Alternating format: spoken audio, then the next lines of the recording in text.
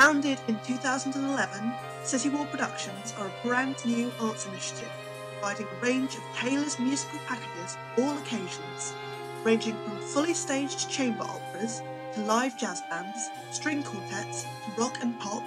Our musical events provide for all tastes. The core team behind the music boasts 5 professional musicians, each with wide experience in performance, marketing, hosting and events management. We would now like to present an insight into our most recent project, The Real Dido.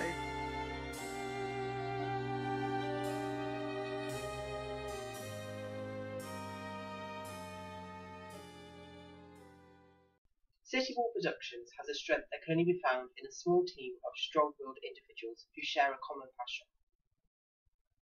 Our venues are strong, our actors are strong, our musicians are strong, and the story is strong. As project manager, my job is to keep the drive and enthusiasm of the individual members in tune.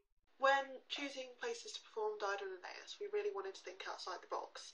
Places like Fishbourne Roman Palace and the HMS Warrior have already got their own established fan base, and so we really wanted to try and use that. Hopefully we can use these venues again. They're lifelong contacts, we've established a great reputation with them, and they're mostly really keen to have us back. When we teamed these wonderful historical places with one of the most famous operas, then it really created a great thing for people to get involved with and something that people were really interested in. We're so different from other arts companies because we're small, we're compact, we can fit ourselves into 2 cars there and back. Taking charge myself of a small Baroque ensemble was a fresh project for myself as a mainly orchestral conductor. And therein lies the genius. I get to treat each musician as their own section, as a force, and it really gives an old kind of classic opera a new lease of life. Musically, Purcell's challenging.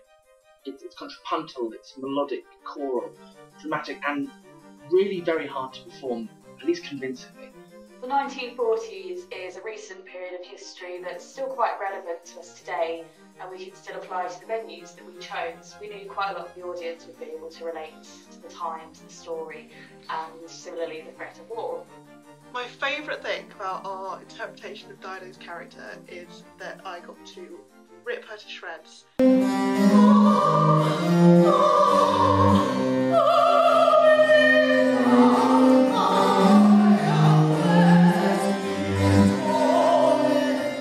Aeneas is really interesting. I mean, the way our director had it is it really took the concept of the traditional character as your kind of your classic hero, almost kind of Hercules-esque.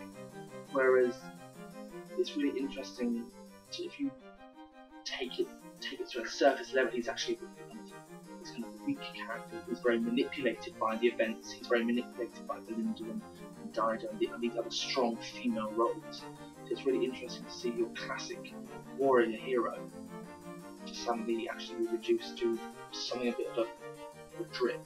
With Aeneas, he's quite a pathetic character. He's the opposite of the quintessential opera hero. When royal fair shall I be blessed with cares of love and state distress.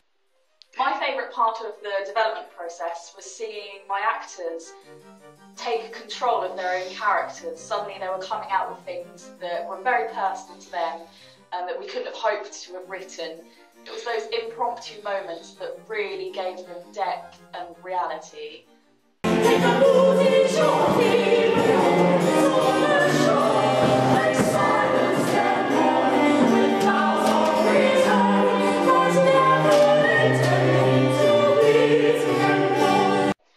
thought that it would be more interesting for people to see something done as they've never seen it before, hence our decision to film it during the 1941 Blitzkrieg. I found real kind of poignancy in researching into the Blitz of London, actually finding out facts that I think in a history book or a classroom with talks and stuff, it's not necessarily made very clear. But you know, the real loss of life and damage done.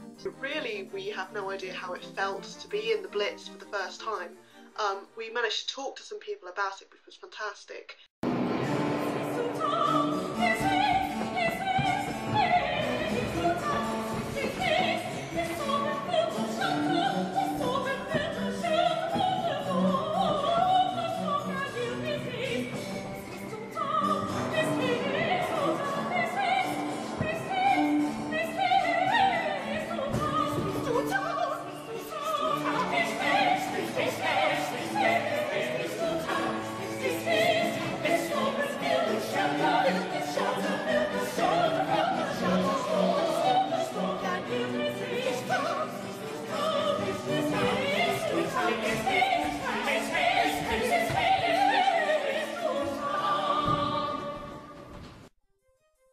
Taking the project from the drawing board stage to the thrill of opening night has proven challenging, but once the components are aligned and all outcomes are catered for, things easily fell into place.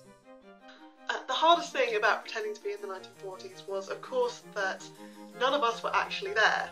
Over the next 3 years, as a company, we hope to find new venues of local and national interest. We're particularly interested in performing in places such as national trust properties. So why not put it somewhere that people would recognise? It's already in English, so why not set it in England? So we'd love to perform at places like castles, beaches, woodland, in parks, in schools, anywhere we would never normally have it. When the audiences arrived, the atmosphere was great. They really enjoyed it. They really got into the spirit of the thing, and we felt like we'd really achieved something fantastic. If I had to pick 3 words to describe the project, I'd say challenging, Exhilarating, Overwhelming. Different. fatalistic almost, It's quite sexy. exciting, exciting, Exciting. of high quality, Embellished. scary, rational, Outside the box. well polished.